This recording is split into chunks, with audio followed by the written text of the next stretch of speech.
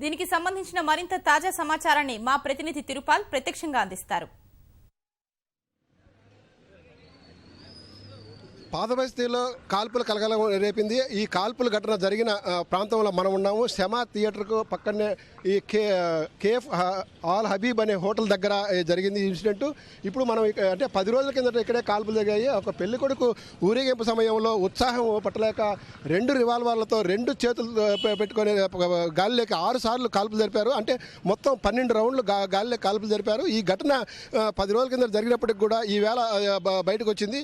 ఈ విషయం బయటకు వచ్చిన తర్వాత పోలీసులు కూడా ఈ విషయాన్ని దాదాపు హైడ్ చేసేదానికి ప్రయత్నం చేశారు. కాకపోతే ఇక్కడ జరిగిన కాల్పుల ఘటనకు సంబంధించిన దృశ్యాలు బయటకు రావడంతో ఆ దృశ్యాలు వచ్చిన తర్వాత కూడా అది ఎక్కడో జరిగిందని చెప్పే ప్రయత్నం చేశారు. అయితే దృశ్యాలలో స్పష్టంగా పలానా చోట పలానా కేఫ్ అలీ హబీబ్ అనే హోటల్ దగ్గర శమా థియేటర్ దగ్గర సమీపంలో జరిగినట్టుగా మనకు స్పష్టంగా కనిపిస్తోంది.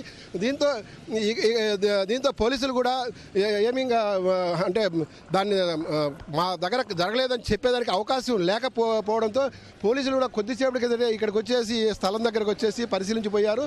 ఇప్పుడే ఈ పోలీసు అధికారులు కూడా ఈ ఘటన దగ్గరికి వస్తున్నారు. అయితే ఈ పెళ్లి సందర్భంగా ఉత్సాహంలో ఈ రాత్రిపూట అంటే దాదాపు అర్ధరాత్రి సమయంలో ఈ ఘటన జరిగినట్టు తెలుస్తోంది. మనకు ఆ విజువల్స్లో కూడా రాత్రి దృశ్యాలు కూడా స్పష్టంగా కనిపిస్తున్నాయి. ఈ దృశ్యాలను మనం చూసినట్లయితే కూడా 2 రివాల్వర్లను బహిరంగంగా పట్టుకొని 6 సార్లు కాల్పులు చేశారు. ఇదే మనం చూస్తున్నాము. ఇక్కడే ఈ కేఫ్ అలీ హబీబ్ అనే కేఫ్ అనేది మన దృశ్యాల్లో కూడా స్పష్టంగా ఈ దృశ్యాలు కనిపిస్తున్నాయి. దీని పక్కనే శమా థియేటర్ అని ఉంటుంది. ఇదే సర్కిల్ దగ్గరే ఇక్కడికి వచ్చిన తర్వాతనే ఇక్కడే మన నిలబడి ఇక్కడే గుర్రం మీద నిలబడి ఇక్కడి నుంచే కాల్చారు.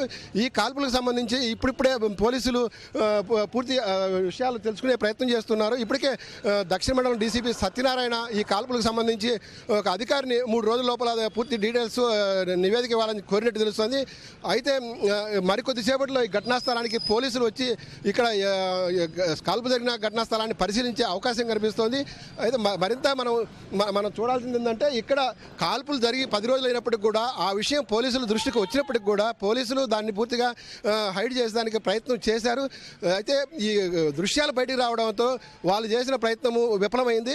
ఇప్పుడు ఈ దృశ్యాలు అంటే ఈ ఎవరు కాల్పులుగా జరిపారు, ఆ పెళ్ళికొడుకు ఎవరు, ఆ పెళ్ళికొడుకు ఆ రివాల్వర్లు ఎలా వచ్చాయి, 2 రివాల్వర్లతో కాల్పులు జరిపాడంటే ఆ రివాల్వర్లు అధికారికంగా లైసెన్సు కలిగినవా లేకపోతే లైసెన్సు లేనివా, అక్రమంగా ఏమైనా తీసుకొచ్చినట్టు అనే ఈ అన్ని విషయాల మీద కూడా ఆరా తీసే ప్రయత్నం చేస్తున్నారు. ధన్యవాదాలు తిరుపాల్.